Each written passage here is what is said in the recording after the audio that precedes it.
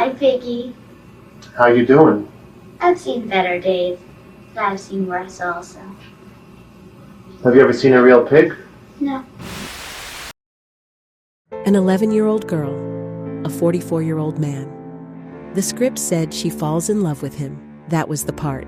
That is what they cast her for. Later, she called the scenes cringy. The writer and director was 33. His wife was 16. She gave birth to his daughter while he was making this film, and she is in it. Before a single scene was shot, the 11-year-old did something that no 11-year-old should ever have to think of. She changed her name.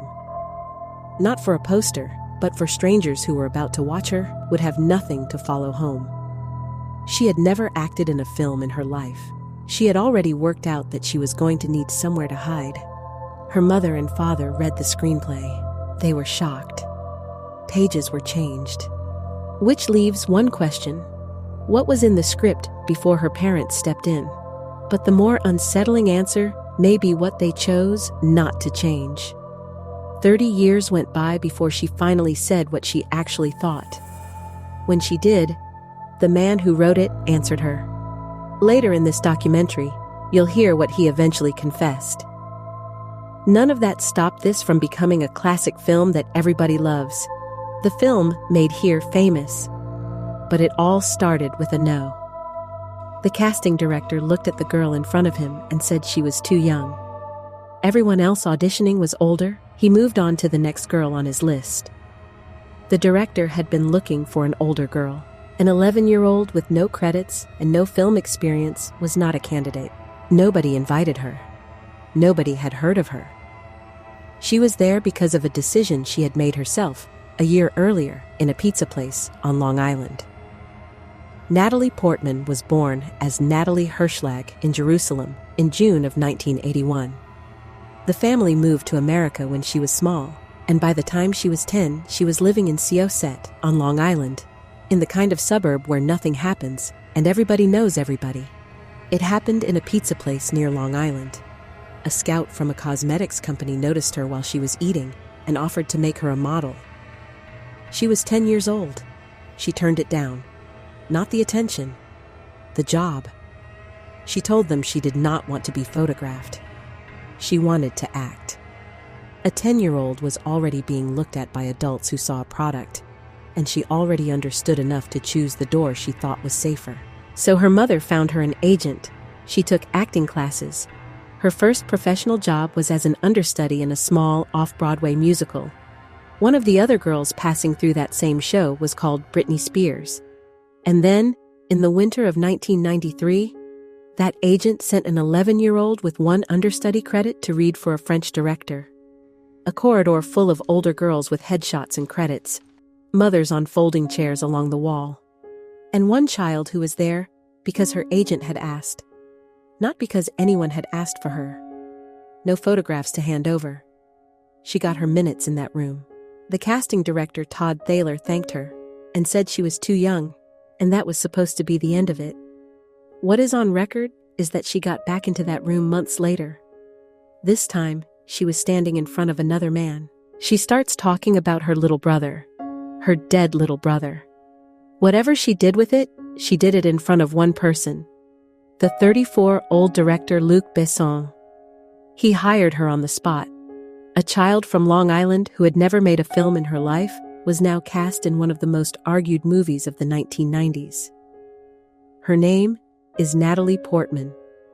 At least, that's what everyone thought. But Natalie Portman wasn't her real name. She was 11 years old, and she was already building a wall between herself and an audience she had not yet met. She changed it before a frame was shot. Portman was her mother's maiden name. Subscribe. Most of what follows was never hidden. It is 1993. The interiors are being shot in Paris, the exteriors on the streets of New York. The film was called Léon. In America, it was released as The Professional. A 12-year-old girl loses her entire family. She knocks on the door of the man who lives down the hall. He lets her in. She stays. And over the course of the film, she attaches herself to him with everything a 12-year-old has. including a declaration of love, and including an attempt to behave like a grown woman in front of him. He never acts on it. That matters, and it will keep mattering for 30 years of arguments about this film. He says no. The story is careful about that. To understand this film, you have to look at what was happening in the writer's own life. In 1992, Luc Besson married an actress named Mai Wen. She was 15 or 16 years old. 1 year later, she gave birth to their child. Mai Wen was 16, Besson was 33. Accounts differ on how young she was when the two of them first met. What nobody disputes is where it arrived. A wedding while she was still a schoolgirl, a baby before she turned 17, and a husband of 33. That is the same window in which The Professional was written and made. Mai Wen has said it herself, publicly, more than once. Speaking to the French press, she described the film as, in her words, this story between a 12-year-old girl and a 30-year-old man that was still very much inspired by ours. In another interview, she put it more plainly still. When Luc Besson did The Professional, she said, the story of a 13-year-old girl and an older man, it was very inspired by us, since it was written while our story started. And Mai Wen is in the film. Portman's parents read the script. They were extremely protective. There were limits placed on what their daughter would and would not do on camera. Certain material that had been in earlier versions did not survive the shoot. The Los Angeles Times in 1996 reported that an earlier draft had contained a scene that was not allowed. She has never claimed she was harmed. Years later, she said that she felt it was almost an accident of luck that she was not harmed, combined with what she called very overprotective, wonderful parents. Luck, that is the word she chose. Not safeguards, not rules, not an industry that protected her. Luck, subscribe. She turned 12 during production. Her co-star was Jean Reno, 44 during the shoot, playing the man beside her. And then the film was finished, and the arguments began before it even reached America. Two versions exist. The version most Americans saw in 1994 runs shorter. There is a longer cut, released internationally, that contains roughly 25 additional minutes. They are almost entirely more of the bond between the man and the girl. Scenes that had been removed for the American release. Scenes that, according to multiple accounts, tested badly with American audiences, including a moment where the girl talks about what she wants from him, and a sequence in which she dresses up and acts for him as a movie star from another era. Director Besson has called the shorter version the director's cut, and the longer one simply the long version. Two audiences watching what they believe is the same famous movie. And the entire difference is how much of a 12-year-old's pursuit of an adult man you are shown. The Professional opened in France. More than 3.5 million tickets were sold. It reached America in November. It cost $16 million to make and took $45 million worldwide. It became one of those films people carry around. It is beloved. That word comes up constantly. And the girl at the center of it turned 13. Subscribe.